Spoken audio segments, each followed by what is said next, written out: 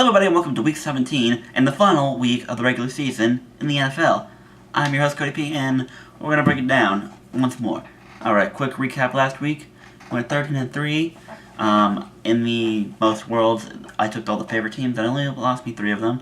One of them I will take credit for being an idiot because the Dallas Seahawks game, I was going Hawks for like 90% of the season and I fell into medium biasism and decided to switch to Cowboys. It ended up costing me, you know what? I'll take the L, and then the other 2 games, most people didn't see that coming. But have faith in the Jimmy G, ladies and gentlemen. I don't think I've ever bought into this much hype for a player in like a long time, if at all. But Jimmy G, he has changed that franchise completely. Alright. Yeah, again, 13-3. I already forgot my total. What was it? 164 and 76. Doing good. Doing a hell of a lot better. One more week in the regular season. Let's do everything we can to keep us from not going over 80 losses. After last year, I made 100 losses and 2 ties. I'm going to try to stay under 80 losses. And no ties in the NFL this year, barring some miraculous thing going on in week 17. Good job, NFL. Avoid the ties. I don't know if the 10-minute timer did anything, because there was a couple of overtime games, they were decided relatively quick. I don't know. We'll see.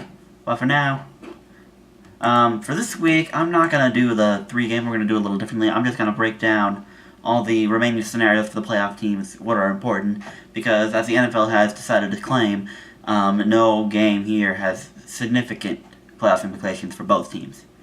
Either or. So, unlike with Green Bay and Detroit last year, and Green Bay and Minnesota the year before, where the winners of those games won their division.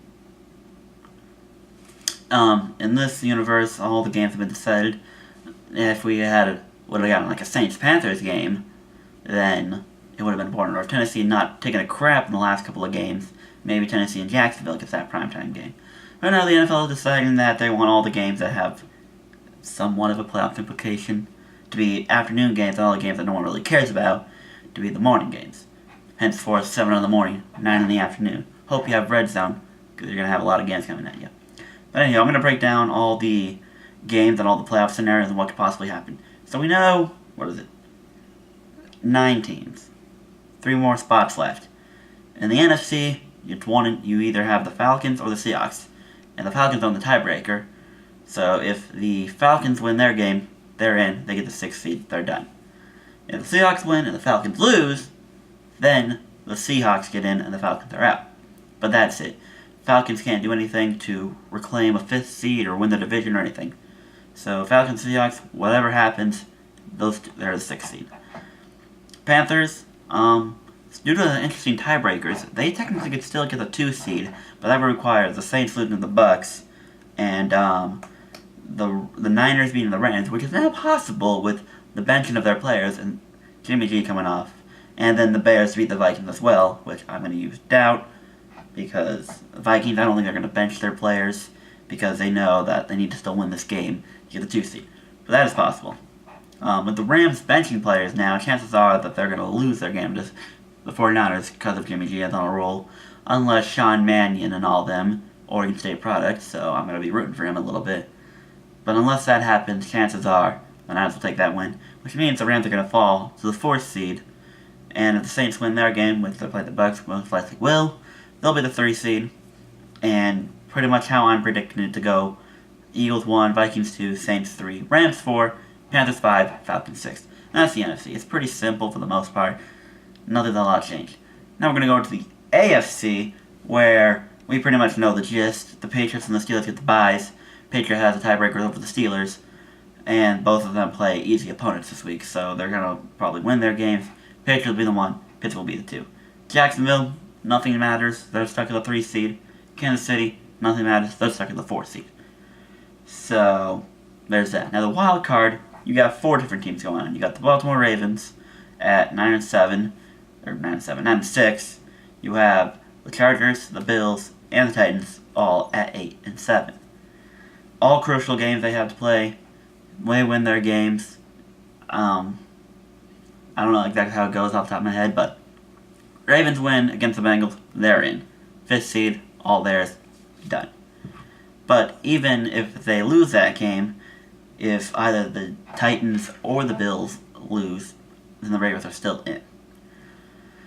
The only way the Ravens can't get in is if the Bills and the Titans win while they lose. They don't have to worry about the Chargers. Chargers don't matter to them. That's just that. And for the Bills to get in, they need the Ravens to lose as well. Ravens and let me tell you this way: Jacksonville, if they're starting their starters, then Jacksonville's going to beat Tennessee, because the way this rivalry has worked the last couple of years, they've always split it, and Jacksonville's looked a lot better than Tennessee. Even though Tennessee did give the Rams a good run last week, chances are the Tennessee Titans are going to lose this game and therefore be eliminated from the playoffs, because there's not a whole lot you can... Actually, no, wait. I don't think Tennessee can be eliminated yet. Yes, Tennessee gets in if the Chargers and the Bills lose. They don't care about the Ravens. I mean, I guess you could care about the Ravens, but they already have one game ahead of them. Oh, wait. We gotta presume they win their game. Even if they lose their game, yes, if they lose their game and the Chargers lose and the Bills lose, the Titans can still get in. So that's how the Bills can get in, or that's how the Titans can get in. But even if they win, they're ahead over everyone, because they have all the tiebreakers. They get everyone. So, the Ravens, who most people are predicting are going to win their game, will probably win against Cincinnati. They'll be in, probably be the 5th seed, more than likely. The Chargers, all they got to do is beat the Raiders. They're in. Doesn't matter what else happens. Actually, no. They got to hope the Titans lose to Jags. I'm sorry, I'm doing this as it goes, so give me a great. I probably should have wrote all this stuff down. The NFL posts it all over like crazy, so you technically know how it should go. Follow the NFL websites. They'll tell you all the playoff clinching scenarios. But this is just me giving you my opinion. And I'm going to say Jacksonville will more than likely beat Tennessee, so Tennessee is done, unless somehow both the Chargers and the Bills lose their games. But the Dolphins also suck this year, so the Bills should win that game easily. And the Raiders suck, and the Chargers at home, so the Chargers are probably going to win their game. These are all unless I'm wrong, but these are my predictions. Welcome to a predictions video. This is what I am predicting. And obviously I'm doing something good this year because I'm doing a lot better than I did last year. But, that being said, I believe your wildcard spots for the AFC are going to be the Ravens and the Chargers. Now, the Chargers could pull a Chargersy move and lose to the Raiders because they're the Chargers.